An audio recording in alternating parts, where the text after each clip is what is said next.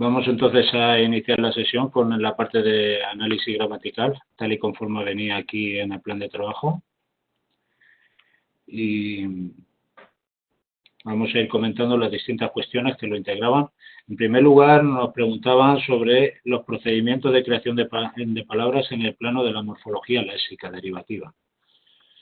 Ya sabéis que este nivel es bastante importante de cara a complementar el comentario léxico-semántico y es la parte central también del mismo, puesto que la morfología léxica se identifica como un campo de análisis para la creación de palabras. El repertorio léxico se amplía constantemente en base a procedimientos de derivación, que pueden ser prefijación, sufijación. Los lexicones y todos los conjuntos semánticos que integran la lengua, obviamente tienen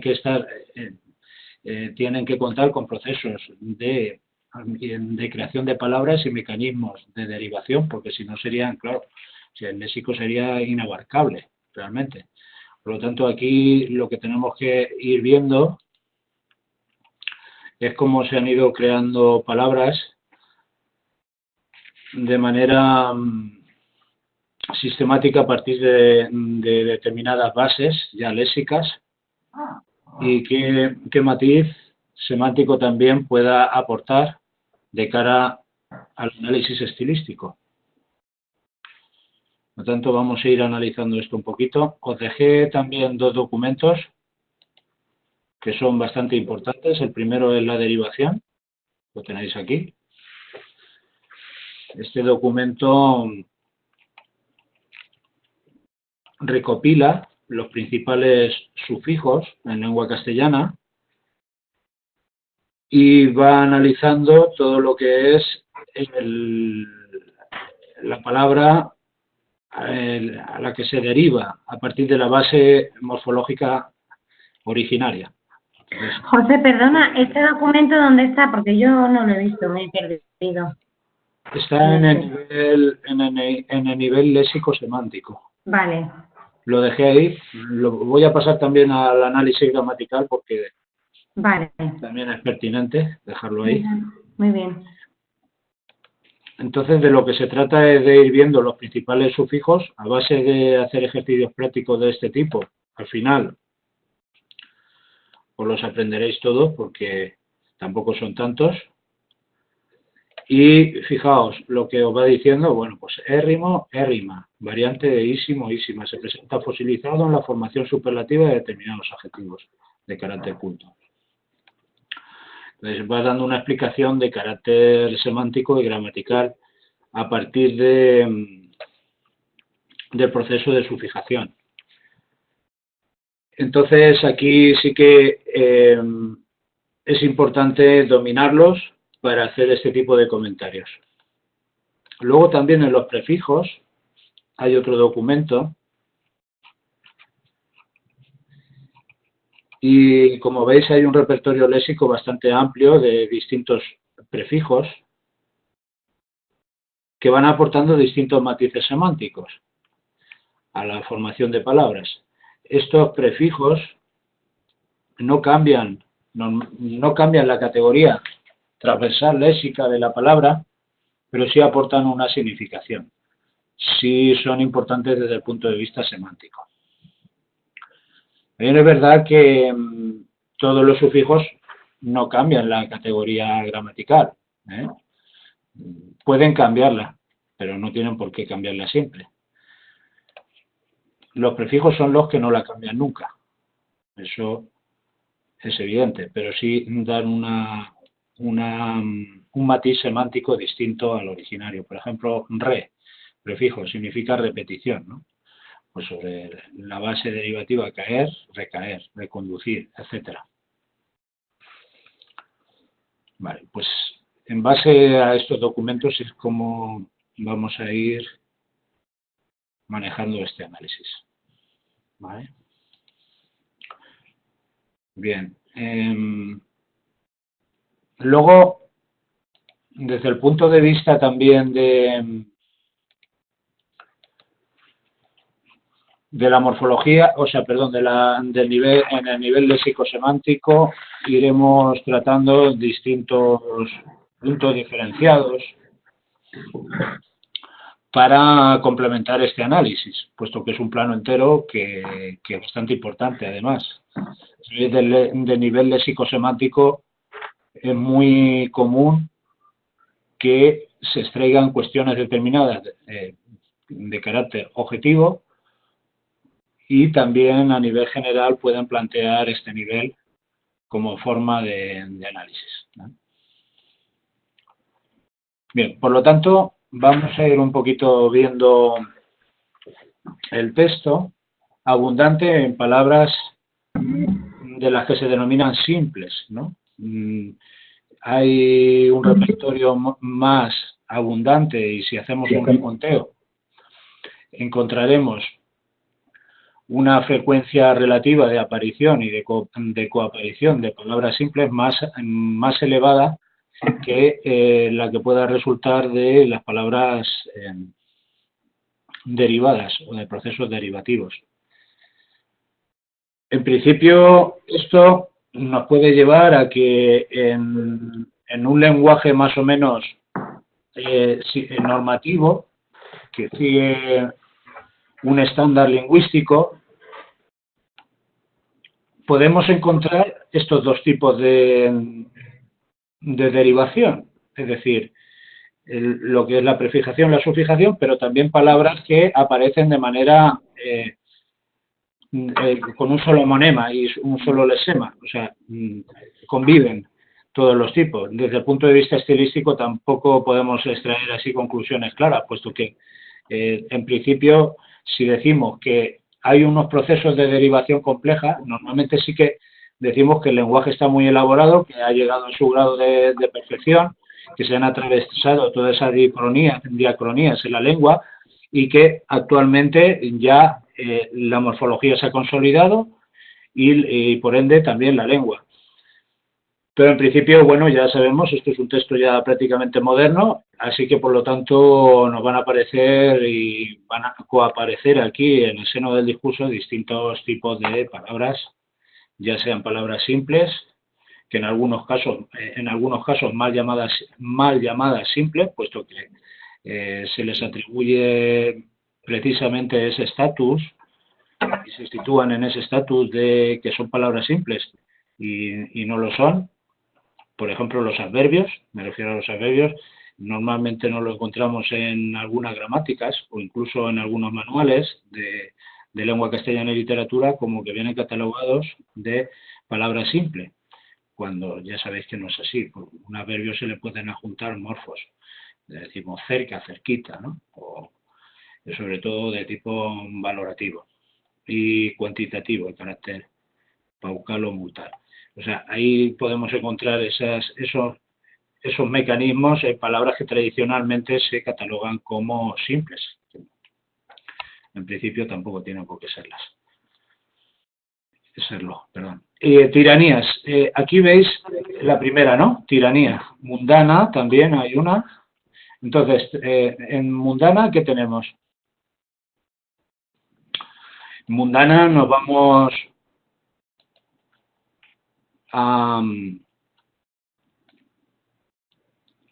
a consultar el documento. Nos dice que este sufijo del latín annus forma adjetivos que significan procedencia, pertenencia o adscripción. Zaragozano, carmelitano, etc. Bien, en este caso vemos que en el texto aparece mundana, ¿no? Y que deriva del cultismo mundus. Aquí directamente se crea un adjetivo, como tenéis aquí, a partir del sustantivo, de la base nominal. Por lo tanto, tendríamos un adjetivo de nominal y con un sufijo, en este caso, adjetival, o adjetivador, mejor dicho. Este es el primer caso que nos aparece. Luego, tiranías. Tiranías.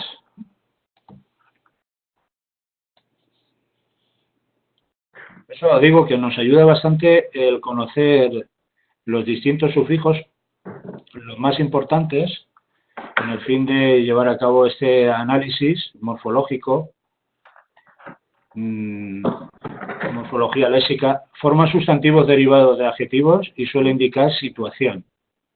También una cualidad moral. Normalmente suelen ser sustantivos de carácter abstracto.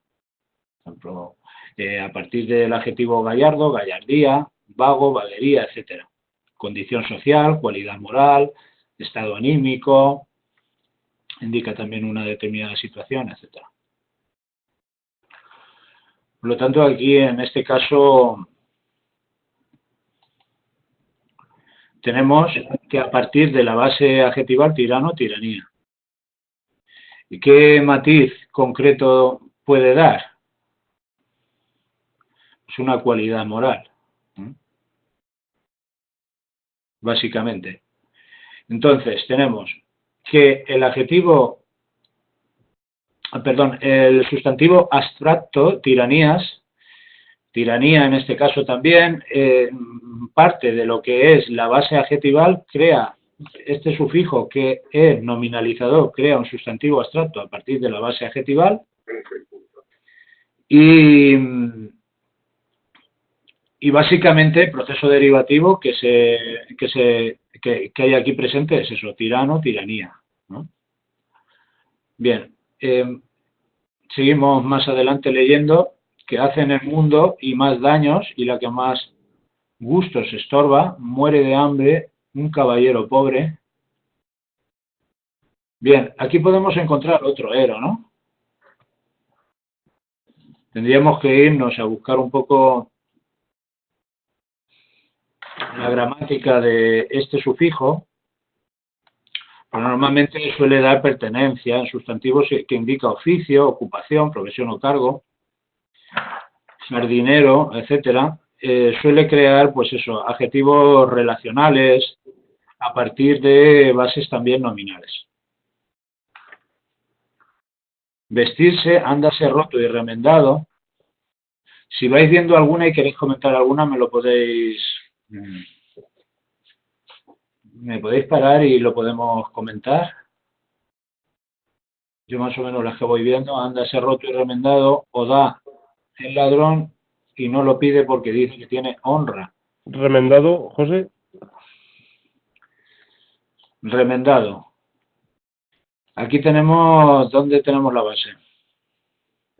No sé, yo pensaba en... Re que indica repetición. Ya, pero no era por eso. Era más pensando en el cambio de categoría, si en remiendo frente a remendado y a estas cosas, porque eso siempre me hace mucho dudar en este tipo de ejercicios. Sí.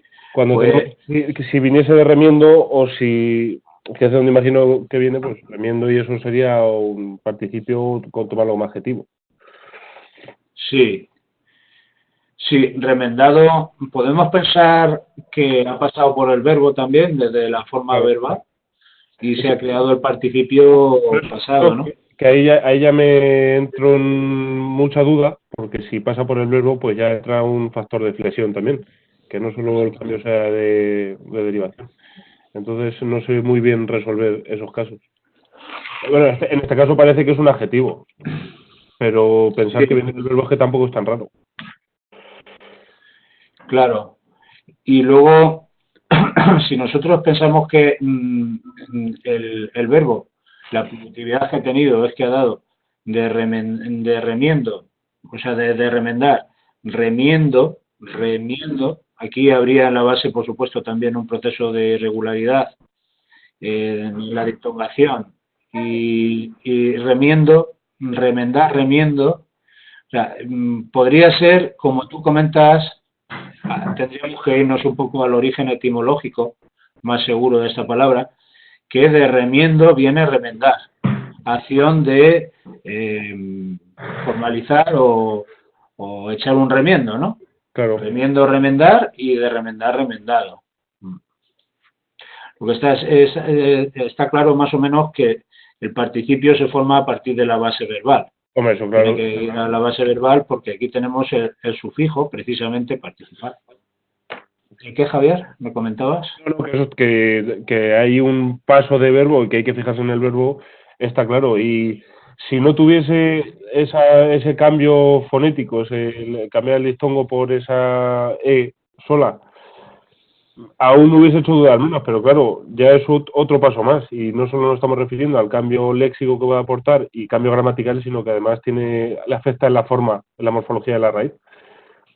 Por eso me hacía dudar más, porque es que es un terreno aparte de lo farragoso que es, y te ocurre que aparecen tantas cosas juntas. Yo lo marqué como, yo lo consideré como una adivinación, pero no lo sé. Dudé mucho y dudo mucho.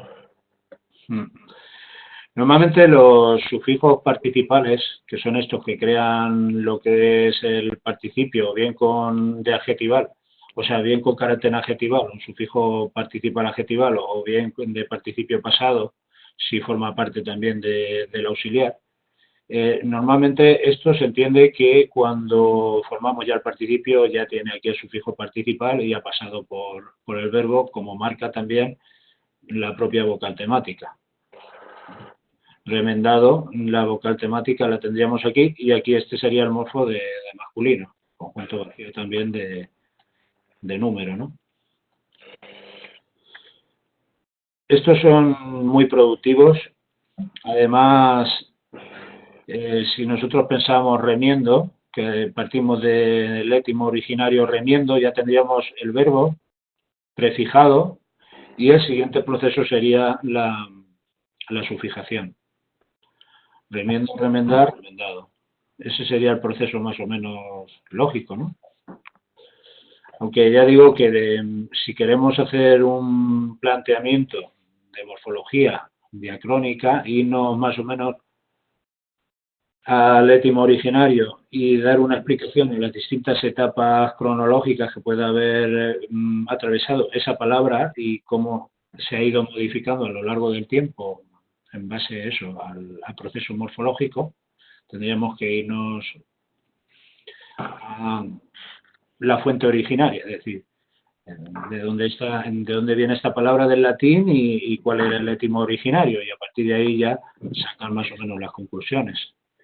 En principio,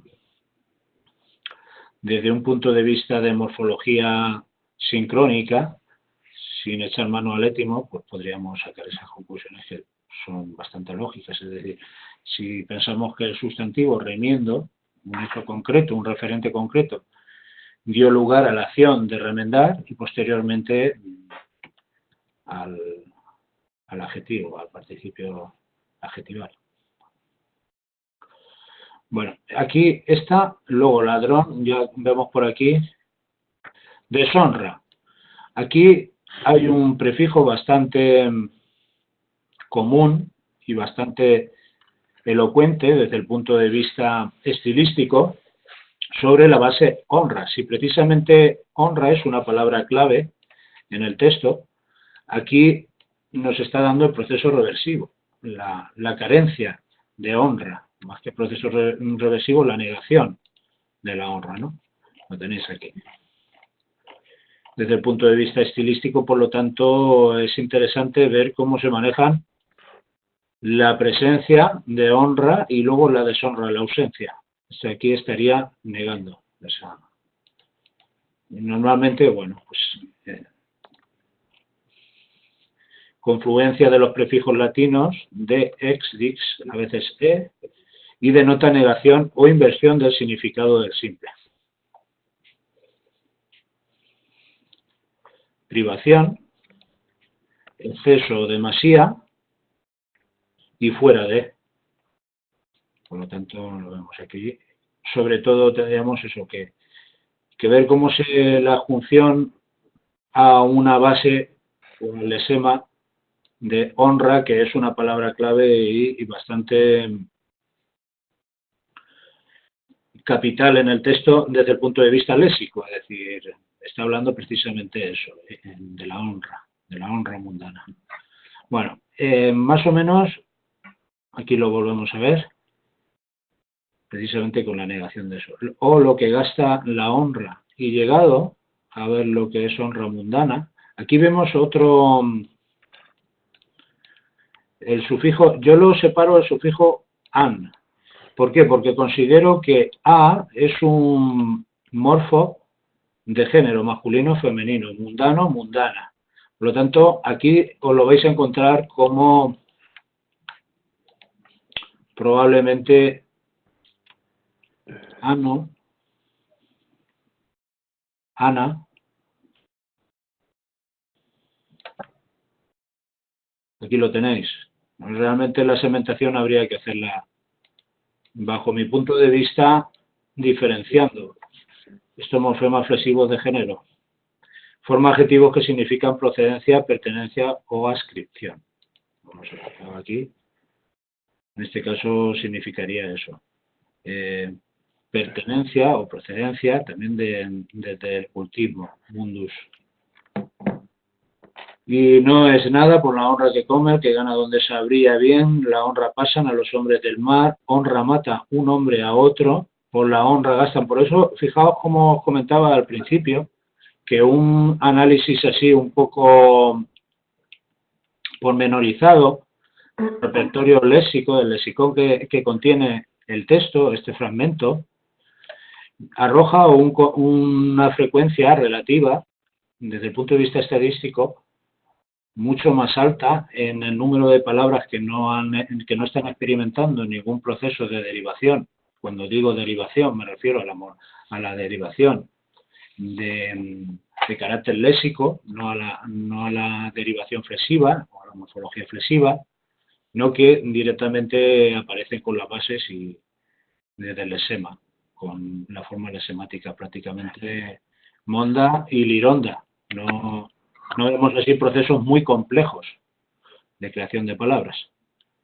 Precisamente también puede ser porque al tratarse de un texto realmente expositivo, porque es una locución en la que está defendiendo una determinada, expositivo, argumentativo, quería decir, un texto argumentativo en el que está defendiendo una determinada postura y está dando razones. Luego, en la sintaxis ya veremos cómo hay algunos procedimientos sintácticos que nos llevan a pensar que hay procedimientos también silogísticos, lógicos, que intentan persuadirnos de un determinado punto de vista. En este caso, lo que defiende el autor, Quevedo, pues diré que la honra tal está tratando un tema concreto y bajo su perspectiva, bajo su punto de vista particular y su óptica particular. También podría ser debido a que el autor intenta ser, dentro del conceptismo que lo caracteriza, utilizar términos que no ofrecen ningún tipo de oscuridad gramatical para transmitir con llaneza, cierta llaneza y cierta naturalidad las ideas que nos quiere hacer llegar.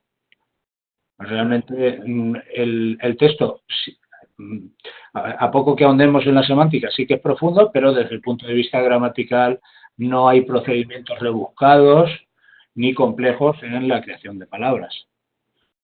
Por lo tanto, bueno, puestos a intentar encontrarle alguna explicación estilística a esta regularidad en el repertorio léxico. Vemos aquí otra vez mundana, necedad. Dad, aquí vemos este sufijo, tendríamos que irnos, aquí yo no sé si aparece, ado, adam, az. Bueno, si no aparece aquí, este sufijo, aquí concretamente en este contexto lingüístico vemos que a partir de lo que es el adjetivo, lo que es la base adjetival, se crea un sustantivo de carácter abstracto, necedad. Por lo tanto, diríamos que es un sustantivo o un nombre abstracto de adjetival que se ha creado a partir de esta base de necio, necio, necedad, mediante el proceso de sufijación que tenemos aquí.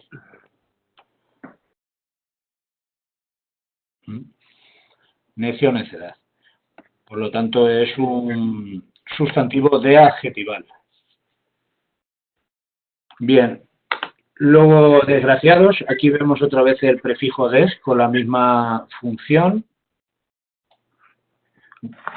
Sobre cultismo, gratia, si queremos considerarlo cultismo, o semicultismo, graciado.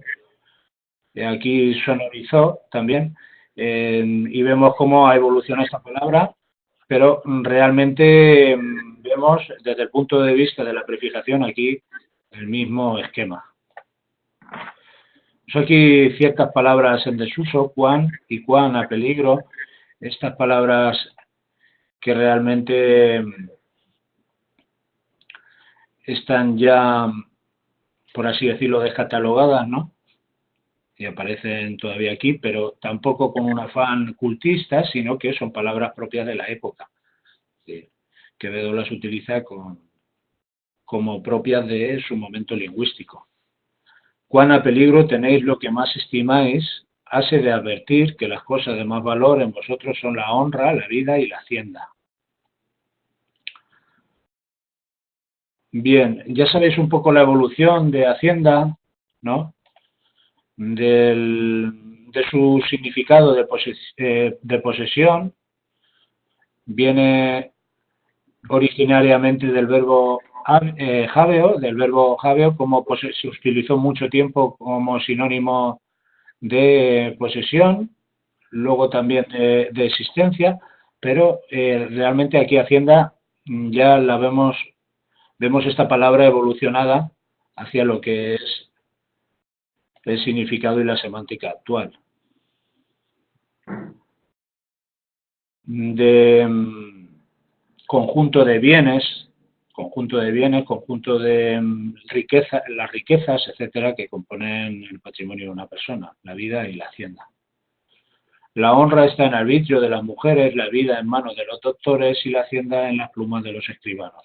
Aquí vemos otra vez este sufijo an, que yo lo denomino an, el sufijo an, para diferenciar, vuelvo a decir, los morfos de género y número. Perdón. Aquí vemos nuevamente que se repite. O sea, ya vemos mundana, vemos escribano, mundana nuevamente. Es un procedimiento aquí, mundana, que aparece de nuevo. Sí, es un procedimiento que se repite aquí bastante en Quevedo para crear esos adjetivos de carácter relacional y que se ascriben a una clase léxica determinada y a una semántica común en lo que es el campo de la catalogación semántica. Escribanos pertenecería a esa profesión, a esa clase, ¿no? Lo vemos aquí, mundano, también con la misma intencionalidad. Desvaneceos, pues, bien mortales dije yo entre mí. Vemos la presencia de palabras que no están derivadas, infierno, donde por atormentar. Aquí vemos el prefijo a, ¿no? Podemos deducir que el lesema es este, y este prefijo más que negación lo que nos da es una intensificación, ¿no? De la semántica propia de tormento, tormenta, atormentar. Aquí, por supuesto, que fijaos el cambio lingüístico de una tormenta, de una situación oscura, una situación también desapacible, se llega a tormento y tormento, atormentar, que está intensificando realmente la semántica originaria, de la base tormento, si se quiere. Tormento, porque el verbo atormentar no existe, o sea, el verbo tormentar sí que no viene, Por lo tanto, tenemos que pensar que la derivación ha sido de tormento a atormentar directamente, de tormento a atormentar. O de tormenta. Eso ya tendríamos que verlo. Tormenta, atormentar. Pero realmente tormenta se refiere más al estado de tormenta, etcétera, y tormento se refiere al estado de ofuscación, de dolor, desde una traslación semántica que se ha hecho desde el fenómeno tormenta al estado anímico o el estado de sentimental en que se puede encontrar una persona. Por lo tanto, ha habido como un proceso metafórico. En el cambio lingüístico, ahí os dejé varios documentos en el nivel psicosemántico y aquí hay un proceso de creación léxica, de variación claramente metafórica, ¿no? Se ha tomado esa imagen para llegar a esta creación léxica. Esta pieza léxica nos aparece atormentar. Amarguras. Bueno, yo aquí lo que sí que he rescatado el sufijo ura, que lo tenéis aquí.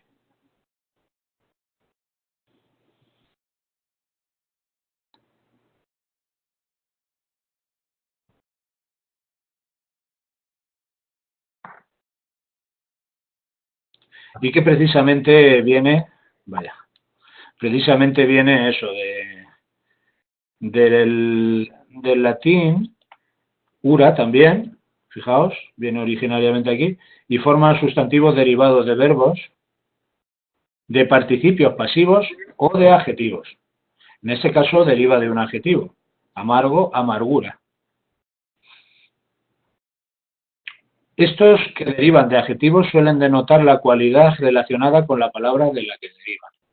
Amargo, amargura, y se crea también un sustantivo de carácter abstracto. Por lo tanto, estamos hablando de un sustantivo de adjetival, abstracto, y este sufijo sería un sufijo nominalizador. Entonces, no, a proseguir, pro. Proseguir está intensificando la direccionalidad también del lesema seguir. Proseguir. También, si lo consultáis, veréis que, en los prefijos tenemos pro, significa por, en vez de, etcétera, y luego también da una direccionalidad, un impulso o un movimiento hacia adelante, prosegar, progresar, promover, etcétera. Bien. Y luego, ¿hay cosa tan digna de burla? Pues no habiendo ninguna en el mundo, sino la caridad. Aquí, bueno, valentía. Valentía también se ha creado un sustantivo, de carácter abstracto a partir del adjetivo. O también podemos pensar que a partir del propio nombre, valor, valiente, valentía. Del propio étimo originario nominal podemos pasar al sustantivo abstracto, pasando por el participio presente o participio de presente activo, que lo tenemos aquí, NT. Ese siempre se crea, hay participios activos, ese sufijo. Bueno, caridad y dad sobre el cultismo, la base cultista, la base culta que es carus, querido. Precisamente también aquí hay un proceso bastante curioso de creación léxica, porque si pensamos que de algo querido, de algo amado, se deriva por supuesto, desde presupuestos cristianos o de la religiosidad, de algo muy querido, se crea caridad, es decir, tener precisamente eso, miramientos con la gente pobre, etcétera, pues también es un proceso bastante curioso, porque se refiere a ese estado de bondad, de amor, ¿no? de volcarse con el prójimo, en definitiva, ¿no? Caridad, que se vence a la fiereza. Aquí también, eza en este caso, como la A no da marca tampoco de género, pues se da un género de carácter inherente y motivado, pues podemos pensar que eza asume ese papel sufijal. Entonces lo tenéis aquí. También sustantivos abstractos, femeninos. Bien. Mártires, valientes, vemos otra vez aquí valientes, como se ha derivado el adjetivo con el sufijo de participio activo. Capitanes valerosos, osos. Aquí también se crea un tipo de adjetivo, lo tenéis aquí, forma adjetivos derivados de sustantivos, de valor, valeroso, de adjetivos, de sustantivos, valor, valer, valeroso, denota en general abundancia de lo significado por la base, aceitoso, pero también aparecen adjetivos derivados de sustantivos. En este caso cuadra más de valor en valeroso. Tiene un significado activo. Pereza, perezoso. Es igual que aquí. Valor en valeroso. Pero también pensamos aquí que el verbo valer, si nosotros segmentamos, hasta aquí, a ver qué hacemos con la R. O sea, aquí el proceso, o bien de valer, valeroso, pero claro, de pasar de lo que es el proceso a directamente la cualidad, yo me decanto más por la opción de la base nominal, de una derivación nominal pasamos a la derivación adjetival. Bueno, no sé cómo lo veréis vosotros, pero bueno, tampoco nos podemos estar metiendo en camisa de 11 varas, simplemente dar una solución un poco aséptica. Pues si vemos el sufijo, lo comentamos, cómo se ha creado precisamente ese adjetivo y tiene un significado activo. Si no lo tenemos claro, lo mejor es no afirmar nada de lo que luego podemos arrepentirnos. Por lo tanto, valeroso, vemos el sufijo claro, oso, con el morfo precisamente aquí de número, y da un significado activo desde el punto de vista semántico, a la base a la que se junta. Luego valentía vemos otra vez aquí, Fendella, tal, conquistar. Aquí valientes nuevamente. Vemos valentía, como también es una palabra que se repite bastante a menudo a lo largo del texto. Valiente, valentía, en su forma plena o también en distintos estadios de derivación, valientes, etc. Inquietan los pueblos apartados a que Dios puso con defensa de nuestra ambición, mares en medio y montañas ásperas.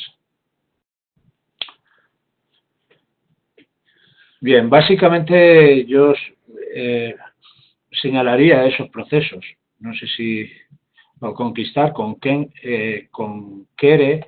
También aquí sí que vemos algunos cultismos en el texto, porque ya sabéis, bueno, que la selección lingüística por parte de Quevedo es muy exquisita y su dominio del lenguaje es extraordinario, por supuesto, sobre todo de los restos latinos, desde el punto de vista sintáctico también, pero morfológico. Es un artífice y un orfebre del lenguaje, y su conocimiento de la lengua latina es muy profundo, y no lo podemos encontrar bastantes palabras que tienen un parecido extraordinario con las originarias latinas, incluso luego también en la sintaxis, en el plano de la sintaxis. Bueno, más o menos, ese es el análisis morfológico. Tendríamos que ir viendo los distintos procesos de creación de palabras en el nivel léxico-semántico. Luego, lo podemos ampliar hablando de registro, de las palabras clave, de registro lingüístico. Estamos ante un texto literario, por supuesto, con un grado de elaboración estética muy alto y que emplea palabras que efectivamente pertenecen a ese nivel, con distintas figuras en el plano de la estilística, etcétera. Sacaríamos las palabras clave y luego pues nos meteríamos con los distintos fenómenos semánticos que pueda haber, de hiponimia, de antonimia, sinonimia, figuras retóricas también en el plano, los distintos tropos en el plano semántico, etcétera. Y bueno, pues tendríamos que completar más o menos ese análisis, volcándonos también en lo léxico, en todo lo que vayamos viendo que nos llame la atención en el plano léxico, cultivos, palabras patrimoniales, palabras que han respondido de forma más completa a la ley fonética y a la evolución, y luego otras palabras que se han mantenido más o menos fieles a la forma latina originaria. Bien. Y luego, pues eso, también los semicultismos, etcétera, que podamos encontrar. Todo eso en base, por eso también es importante el nivel filológico, porque nos ayuda a entender el nivel léxico, sobre todo, ya no semántico, pero bueno, también semántico, por supuesto, porque si decimos que el nivel léxico se refiere precisamente al repertorio de palabras que hay en la lengua y cómo se van catalogando, cómo han ido evolucionando en base también a las leyes de la variación y la variedad en la lengua, en el cambio lingüístico, a través del cambio lingüístico, pues también a veces esto afecta, no tan a veces, sino la mayor parte de las veces afecta al significado. Por lo tanto, también hay que poner de relieve el cambio y la traslación de sentido que se ha producido en una determinada palabra. Pero más allá del sentido, lo que al nivel léxico le interesa es el proceso de creación de esa palabra, de dónde viene, dar pistas, dar señas de esa palabra. Si es un cultismo, si es una palabra derivada, a partir de qué base se deriva, etcétera. Si es una palabra parasintética, qué proceso de formación ha seguido, etcétera. Tal y conforme venimos más o menos analizando ya desde hace tiempo. Bueno, ¿algo que me queréis comentar de este nivel léxico-semántico?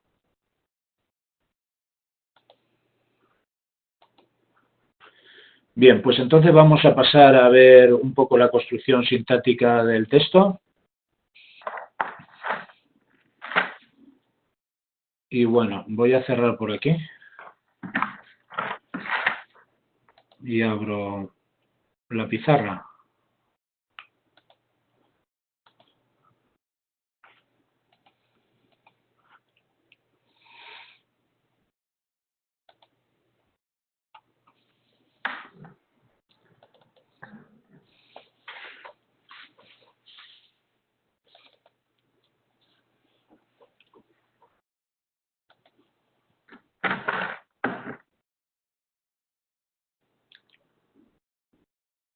Bien, si nos piden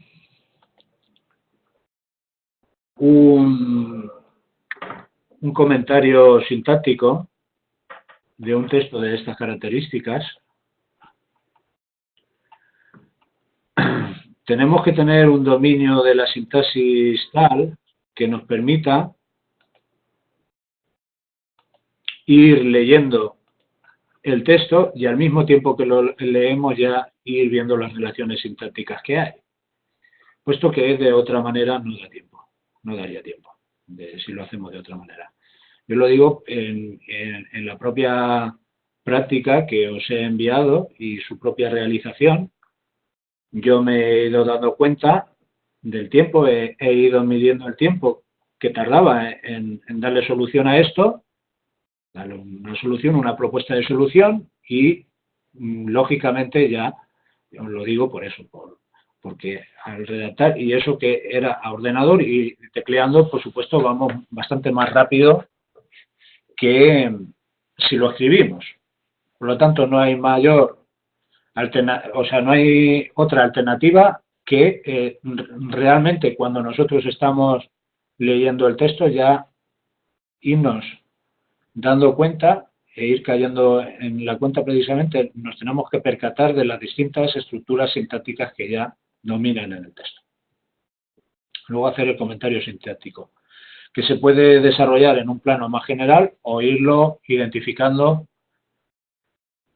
como un conjunto segmentado de distintos periodos lingüísticos.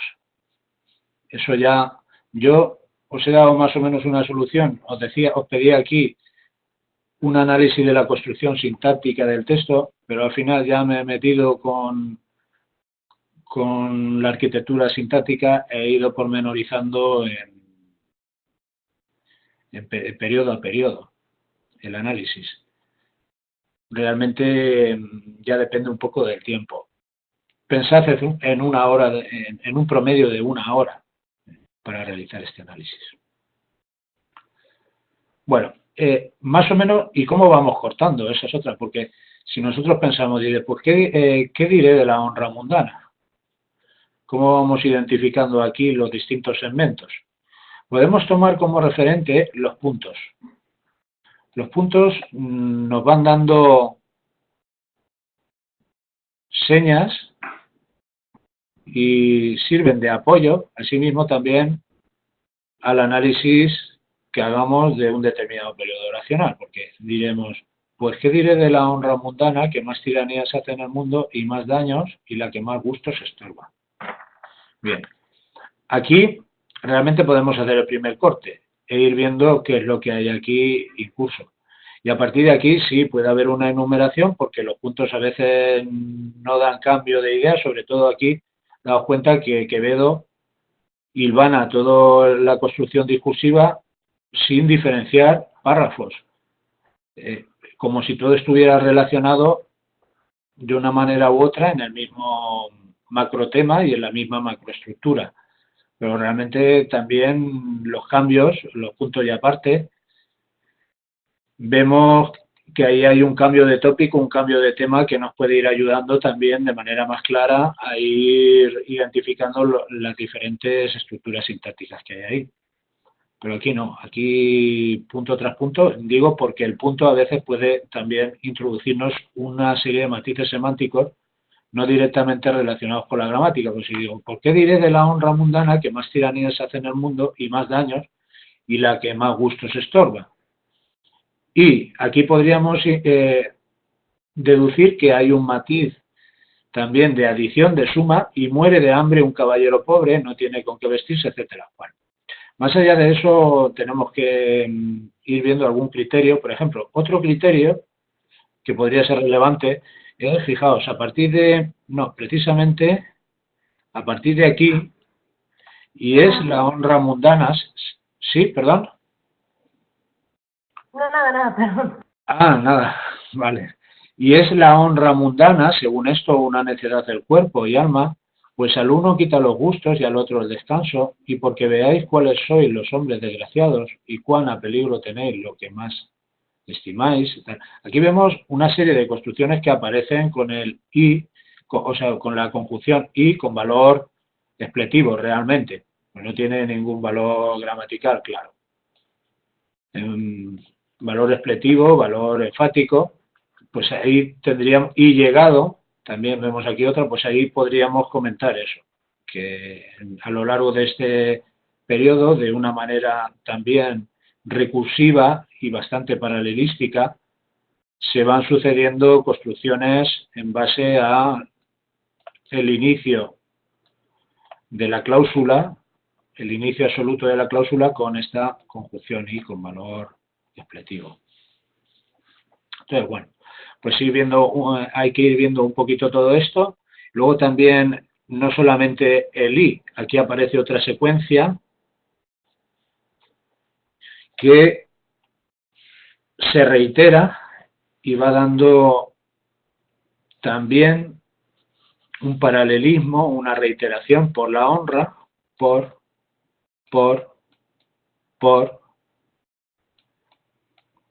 Lo que nos da esto es una causa de lo que sucede del estado de causas a partir de la existencia de esta honra, ¿no? Bueno, aquí vemos una oración interrogativa independiente. Dice, pues, ¿qué diré de la honra mundana? Y a continuación contesta, ¿qué más tiranías? Es decir, aquí plantea como un inicio absoluto textual, una expectación en lo que luego posteriormente va a ser el acto locutivo y el desarrollo de las distintas ideas que parten de aquí, de la honra, interroga. Entonces vemos una primera construcción de carácter interrogativo, una oración interrogativa, y a partir de aquí con la conjunción que, digo que, pues ¿qué diré de la honra mundana? Digo que todo esto. ¿Vale? Aquí el verbo se ha elidido claramente y este que, completivo, transcategoriza todo lo que es el discurso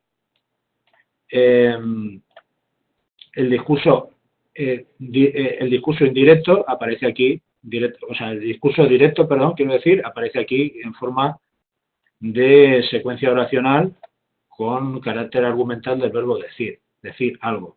Que más tiranías hace en el mundo y más daños y la que más gustos estorba.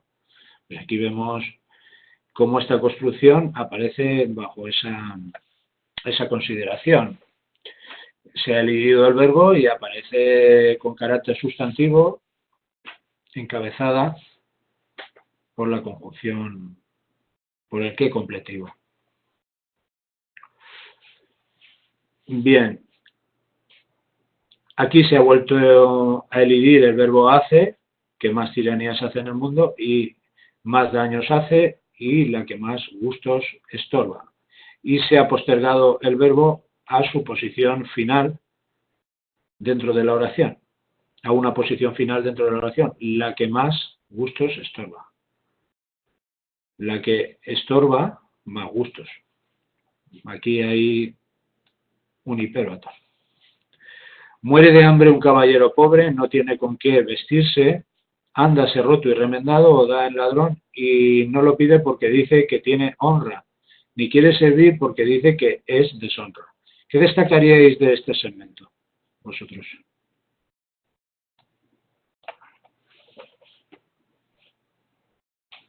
Vemos una serie de oraciones enunciativas, ¿no? Aquí veíamos el carácter interrogativo, aquí están enunciativas.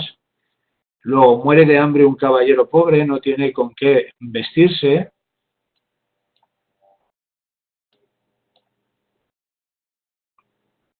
Ándase roto. ¿Qué predomina aquí desde el punto de vista gramatical? ¿Qué predomina? Ya tenemos que ir un poco a ver la construcción de cada uno de los segmentos, pero desde un punto de vista también más global. Es decir, no podemos adentrarnos en un análisis como el que venimos haciendo, de coger la oración o el segmento, analizar, esto es un complemento directo, grupo preposicional, etcétera. Tenemos que dar unas pinceladas de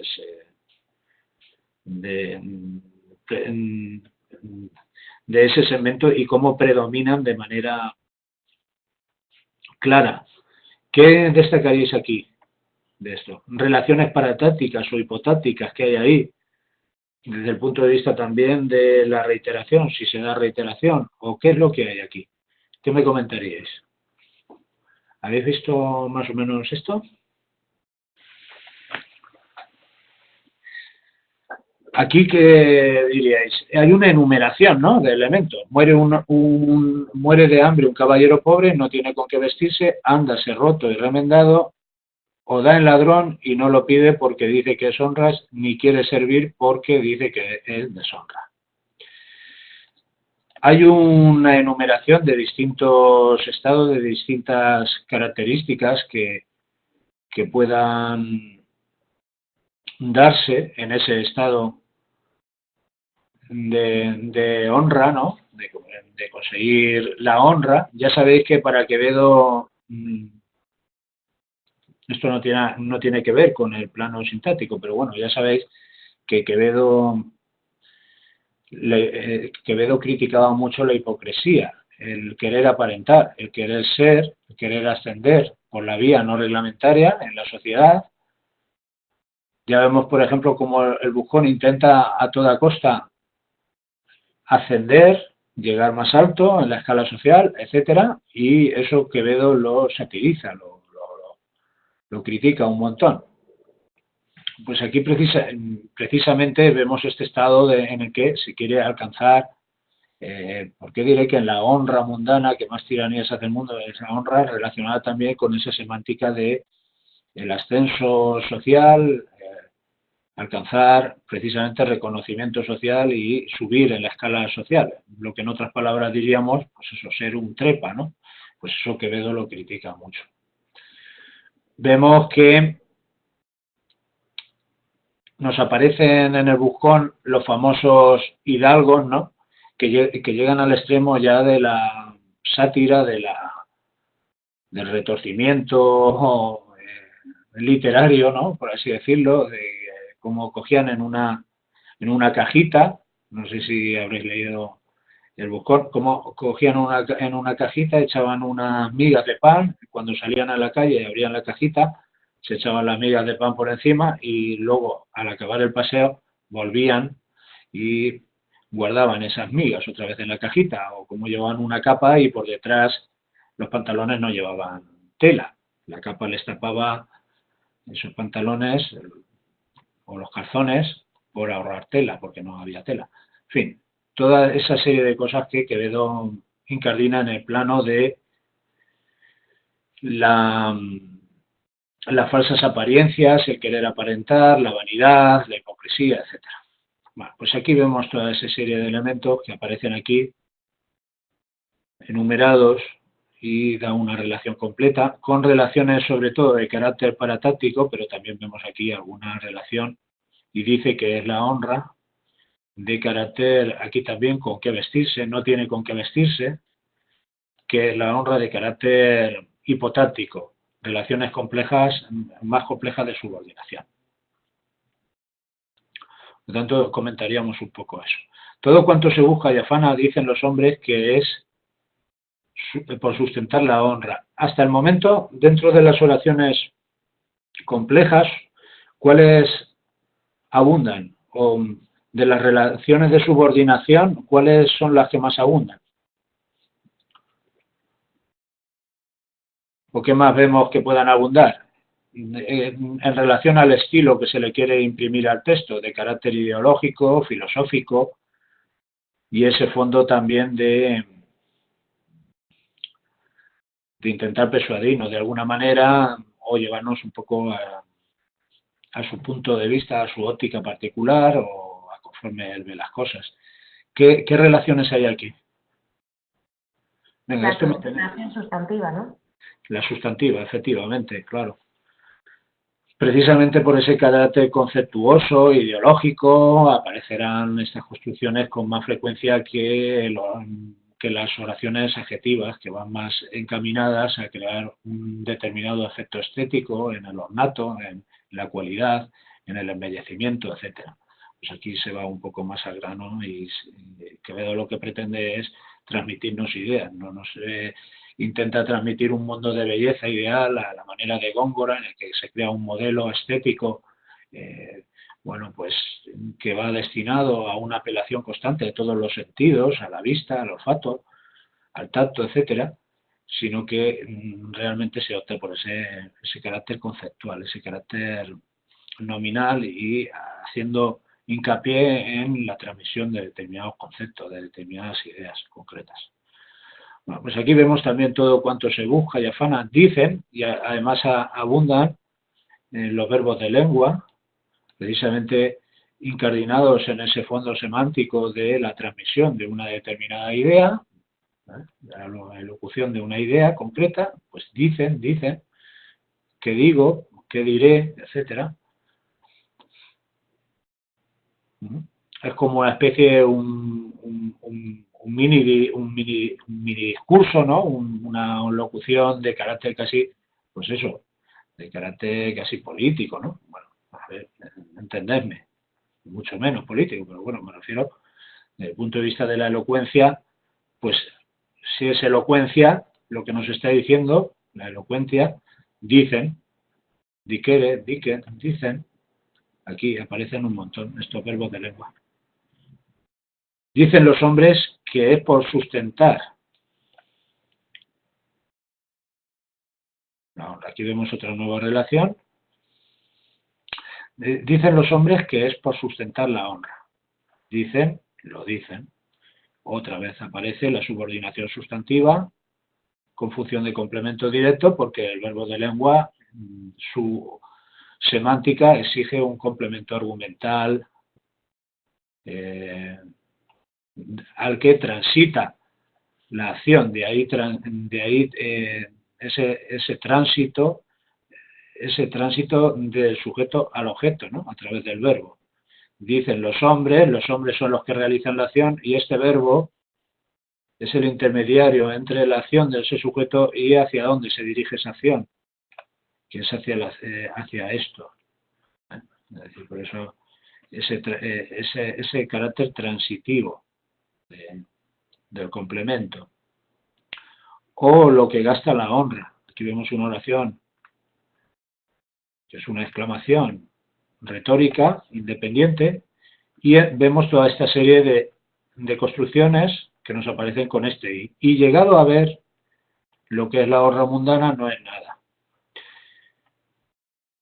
Llegado a ver lo que es la honra mundana. ¿Cómo veis esta construcción? Esta es una construcción, una cláusula de participio y llegado a ver, y cuando más o menos se puede interpretar como cuando se llega a ver lo que es la honra mundana, tiene carácter temporal y esto es muy común en Quevedo, emplear estas cláusulas absolutas. Dime. Es en latín es lo que se llama el ablativo absoluto, ¿no? El ablativo absoluto, eso es lo que hay, estas cláusulas absolutas que construcciones también se la llama de Cicerone cónsule, ¿no? En cuanto el de ablativo absoluto que aparece, dice, derrotados los ejércitos, César se fue, ¿no? Claro. Y cuando en ese análisis de la construcción sintáctica o si pidiesen algo que fuese más estilístico, ¿se podría relacionar eso con la parte de la conexión de Quevedo con los clásicos griegos y romanos? Claro. Con esa asimilación del estilo que tiene el uso de determinadas construcciones, bueno, es que esas son muy evidentes. No sé si es que cuando yo hice bachillerato y di latín se nos machacaba mucho con los ablativos absolutos por la riqueza, sobre todo temporal, que tienen. Entonces siempre me llaman la atención y en ese caso pues es verdad que es llamativa y si lo que digo, Sí. si preguntasen por el estilo o por recursos de este tipo, ¿merecería la pena comentarlo eso? O a lo mejor es... Sí, si preguntan algo del plano sintáctico morfológico, por supuesto que ahí te puedes lucir bastante hablando de estas construcciones, claro. Vale. Claro que hay que comentarlas. Además, precisamente eso, porque Quevedo es un conocedor de la antigüedad clásica, claro, del Séneca, el senequismo ha leído mucho a los clásicos y por supuesto que aparecerán estas construcciones.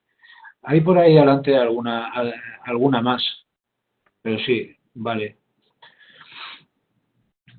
Vale, lo que también vamos a ver estas relativas generalizadas o sustantivadas también, términos más concretos, porque incorporan lo que es un referente genérico, un antecedente genérico, lo que es la honra mundana, por eso se les denomina también generalizadas o relativas semilibres, aparecen sustantivadas y no tienen un antecedente expreso, sino que es bastante genérico y por lo tanto no concretan. Digamos que aparecen en el plano de la subordinación nuevamente. La presencia de subordinadas sustantivas es bastante elevada. bastante considerable. Por la honra, tal. Aquí vemos ya las construcciones que os he comentado, por. Por la honra no come el que tiene, nueva relativa generalizada, el que tiene gana, donde le sabría bien, con una oración subordinada adverbial, el que tiene gana, donde le sabría bien, no come el que tiene gana, dependiendo del verbo comer, donde le sabría bien. También esta es de las pocas que aparece que es de carácter locativo. Bien. Por la honra, nuevamente, un paralelismo, una reiteración. Por la honra pasan los hombres del mar. Por la honra mata un hombre a otro. Todo esto es lo que está dando que son. Como premisas, ¿no? Aquí es lo que os comentaba un poquito también del discurso sustentado en un armazón lógico, puesto que va dando precisamente una causalidad. Esa causalidad, desde el punto de vista de la implicación lógica, también gramatical, nos va intentando llevar a ese terreno de las causas que provocan todo eso. Por la honra mata el hombre, por tal. Y además lo va reiterando con bastante frecuencia. Por la honra. Todo este periodo, más o menos hasta aquí, vemos esa estructura que tendríamos que analizarla de manera conjunta. Es decir, a partir de por la honra se inaugura un periodo sintáctico que está caracterizado por la subordinación de carácter causal y que desde el punto de vista estilístico va dando razones, más o menos va exponiendo el estado de situaciones a los que puede llevar la honra. Por tanto, introduce también una estructura lógica de carácter complejo a la manera de un silogismo para irnos dando pistas ya de lo que puede provocar este estado de honra. Por la honra, por la honra, por la honra. Asimismo se da una reiteración con el fin de enfatizar esa idea y ponerla de relieve de manera más prominente, por supuesto. Y es la honra mundana, según esto, una necedad. Fijaos, ha pasado de dar esa causalidad, ahora hacer como una especie de recopilatorio. Esto sería más o menos el sumatorio de todos estos estados, dice, y ahora dice, y es la honra mundana, según esto, una necedad del cuerpo y alma, pues al uno quita los gustos y al otro el descanso. También estructuras explicativas que amplifican la información discursiva, la expanden esas ideas y dan una causalidad también, porque al uno quita los gustos y al otro el descanso. Una necesidad del cuerpo y alma, porque al uno quita los gustos y al otro el descanso. Sigue con la misma construcción de esta conjunción y sigue también con esta causalidad, luego con algunas fórmulas de apelación al auditorio, veáis, ved, aquí este imperativo, también desde el punto de vista de la elocuencia y de la retórica, también muy relevante de lo que es la captación de la atención del auditorio y dirigirse directamente al auditorio con estas fórmulas y porque veáis, ved, etcétera, de carácter mostrativo, como intenta mostrar esa realidad al receptor, cuáles sois los hombres desgraciados y cuán a peligro tenéis lo que más estimáis. Otra subordinada sustantiva, hace de advertir, esta forma perifrástica, que también da una obligación. Fijaos aquí cómo va manejando esas instrucciones de de este discurso, Quevedo nos dice, hace de advertir, ved, tal, veáis, etcétera. Va dándole un carácter también instructivo y va diciendo, pues eso, lo que tenemos que hacer en cada momento, porque tiene una finalidad también didáctica y persuasiva, de alguna manera, de acuerdo a los planteamientos iniciales que os he puesto de relieve, es decir, nos quiere adherir a esa ideología, a esa forma de pensar, a esa filosofía, en el fondo. Bien, aquí, según esto, una necesidad de cuerpo de alma, y porque veáis, hemos comentado eso, estas estructuras que siguen apareciendo. La honra está, bueno, hasta aquí vemos más o menos esa secuencia y ahora inicia una secuencia enunciativa. La honra está en arbitrio de las mujeres, la vida en manos de los doctores y la hacienda en las plumas de los escribanos. Aquí vemos una secuencia también enumerativa clara. Hasta aquí. Todo esto.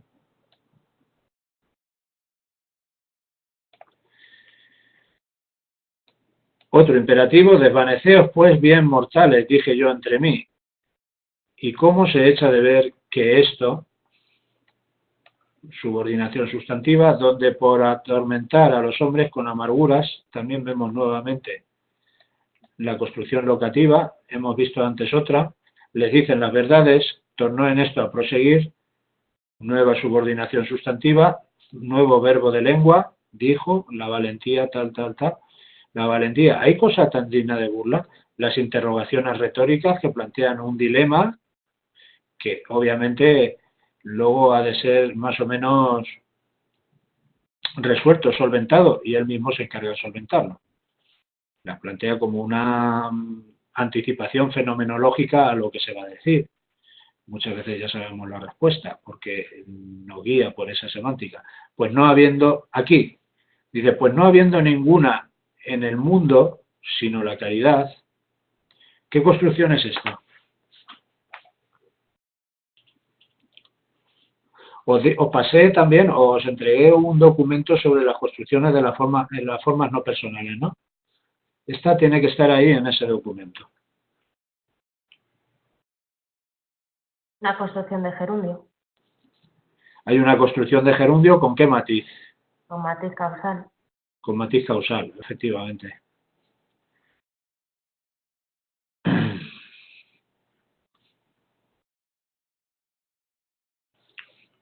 Pues no habiendo ninguna en el mundo sino la caridad. Bueno, matriz causal también podría tener un matiz concesivo, ¿no? Pequeño matiz concesivo, porque dice, pues no habiendo, a pesar de que no hay ninguna en el mundo sino la caridad, con que se vence la fiereza de otros. En cualquier caso, llama la atención esta construcción de gerundio que no da modo a la manera del gerundio ni se categoriza a esa función adverbial propia de las construcciones de gerundio, asimilándose al adverbio, sino que da otros matices semánticos distintos. Entonces, aquí el gerundio ya sabéis que tiene una variedad de usos bastante elevada, de usos incorrectos me refiero. Entonces aquí, bueno, pues es bastante dudosa esta construcción. Dice, porque pues no habiendo ninguna en el mundo sino la caridad, esta construcción desde el punto de vista normativo llama mucho la atención.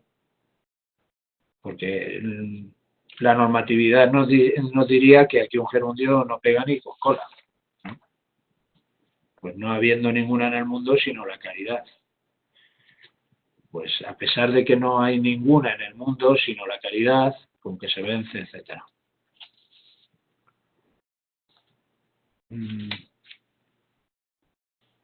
Bueno, ahora lo miraremos, lo confirmaremos, pero es un uso inadecuado de la gerundia. A ver qué valor tiene ahí concretamente y qué error se ha cometido aquí o ha cometido Quevedo, incluyendo aquí este gerundio. Bueno, con que se vence la fiereza de otros. Vemos con qué, aquí hemos visto también con qué, nos da un instrumento. en estas oraciones también de carácter sustantivo. O sea, es que al final si seguimos leyendo, aquí dice, siendo verdad que todo cuanto hacen los hombres, todo el mundo es de valientes, siendo verdad que todo cuanto hacen los hombres, cuanto han hecho tantos capitanes valerosos como ha habido en la guerra. ¿Sabes? Dice, siendo verdad que todo cuanto hacen los hombres, todo el mundo es de valientes, siendo verdad que todo cuanto hacen los hombres. ¿Qué le pasa a esta construcción también? Otra construcción de gerundio. Y aquí el valor modal también está bastante forzado, es decir, cuanto han hecho no da ningún matiz modal del verbo. Es decir, vemos aquí esta serie de gerundios que son bastante peculiares, bastante curiosas, siendo verdad que todo cuanto hacen los hombres, cuanto han hecho tantos capitanes valerosos, como ha habido en la guerra, no lo han hecho de valentía, sino de miedo, pues el que pelea en la tierra por defenderla, pelea de miedo de mayor mal. Vemos aquí otra vez la estructuración lógica. Es decir, esta idea, sino de miedo, pues el que pelea en la tierra por defenderla, entonces, hay una implicación lógica, pelea de miedo de mayor mal, que es ser cautivo. Aquí sí que vemos una construcción de las pocas así que vemos claramente de carácter apositivo, explicativo, pero fijaos, es una oración subordinada adjetiva, explicativa, frente a la gran universalidad o la gran presencia, ¿no?, de la subordinación sustantiva.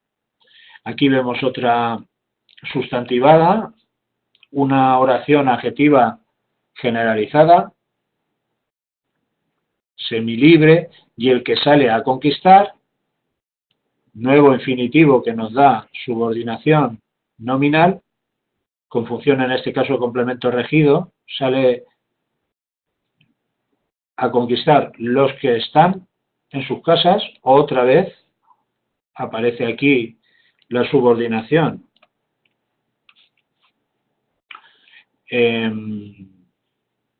de carácter sustantivo, puesto que es una, vuelvo a repetir, una adjetiva sustantivada.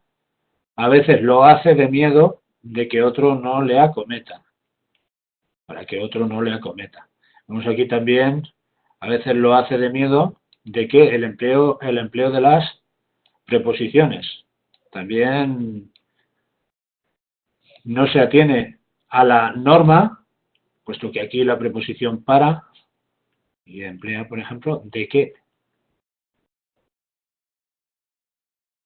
Como uso lingüístico de la época, como influjo del lenguaje de Germanía, eso ya no sé. Habría que investigar en el léxico y en la gramática de Quevedo para llegar a una conclusión.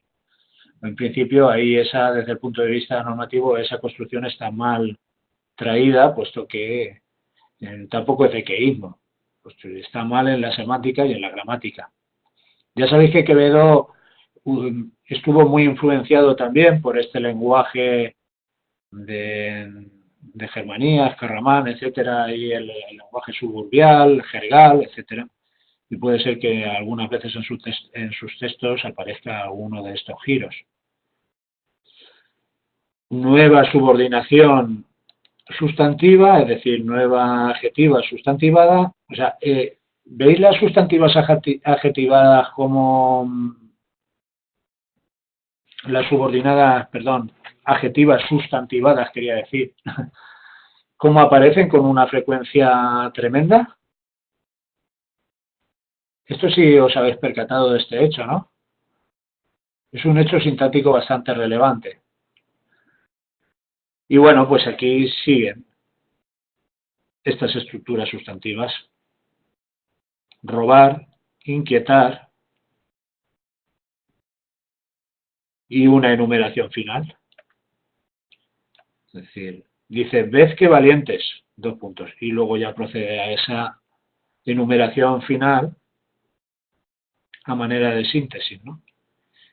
En principio, ¿qué habría que destacar más o menos de aquí? Bueno, pues básicamente tenemos que destacar en una conclusión que hagamos al final del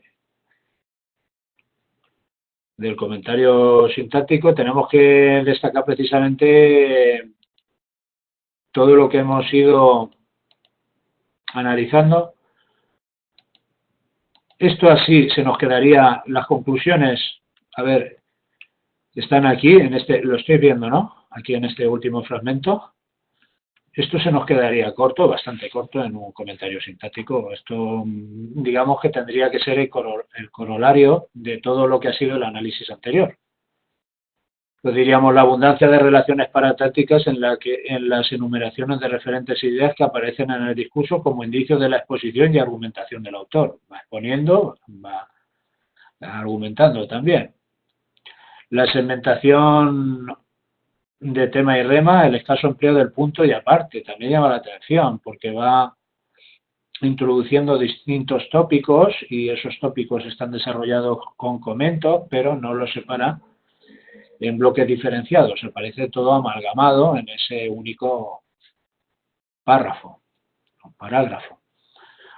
El escaso empleo del punto y aparte supone que el lector haya de segmentar las distintas ideas que aparecen en forma lineal. O sea, nosotros en un esfuerzo adicional tenemos que ir viendo cómo se nos van introduciendo nuevos tópicos y cómo se van desarrollando. Las relaciones hipotáticas más abundantes son de carácter nominal, como hemos estado viendo, y adjetival, con incisos aclaratorios, pero sobre todo las relaciones de carácter nominal que parten de la sustantivación de estructuras adjetivales, es decir, de construcciones adjetivas. El i expletivo y el por, con matiz final, o sea, final causal, quería poner aquí, con matiz causal.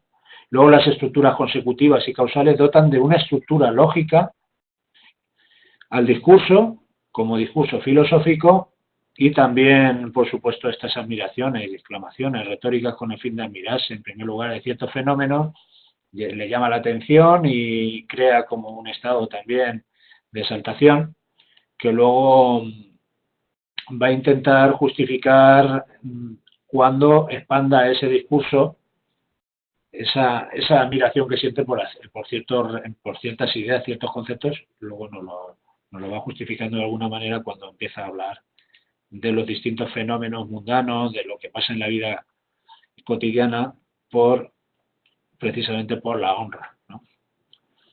Pues básicamente ese sería el análisis que tendríamos que realizar. No nos quedemos en la mera conclusión,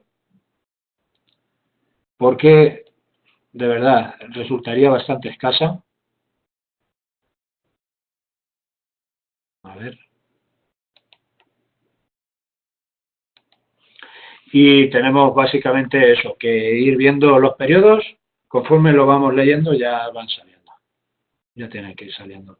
¿Qué estructuras de subordinación, qué construcciones son las que predominan, con qué intencionalidad y sobre todo ir sacando ejemplos directos del texto? Porque el hablar así en abstracto, es decir, predomina la subordinación sustantiva, no. Tiene que justificarlo en base al texto. Tiene que ejemplificar siempre en base al texto. Es decir, las distintas estructuras de las que hablemos siempre tienen que estar en conexión directa con el texto. José, voy a parecer tonta, pero ¿este fragmento de dónde es? ¿Del Buscón o de qué? Esta es de los sueños. De los sueños. De los sueños, iba a decir, del Buscón o de los sueños. Vale, vale. Muy bien. Sí, es un fragmento, vamos a ver, los sueños, ya sabéis que en los sueños va apareciendo una galería de vicios humanos, y uno de ellos, para Quevedo, es intentar conseguir ese estado de honra, relacionado más con la semántica del ascenso social, el reconocimiento social, no la honra que luego veremos también en la comedia del siglo de oro, ¿no? Que debe ser recuperada o debe ser restituida con un derramamiento de sangre, etcétera. Aquí es un concepto más en esa línea. Vale, ¿alguna duda que me queréis plantear sobre este análisis? Comentario sintáctico importantísimo, porque sintaxis ya sabéis que puede caer con una probabilidad de un 0,99999 periódico. Sintaxis, vamos, cae, casi seguro, casi seguro. Por lo tanto, si os decantéis por la opción de la sintaxis, es una opción, a ver, entre comillas, segura, que os puede dar la posibilidad de sacar una buena calificación en ese apartado. ¿Vale? ¿Me queréis comentar algo más o cortamos aquí el análisis gramatical? Vale, pues lo cortamos. No.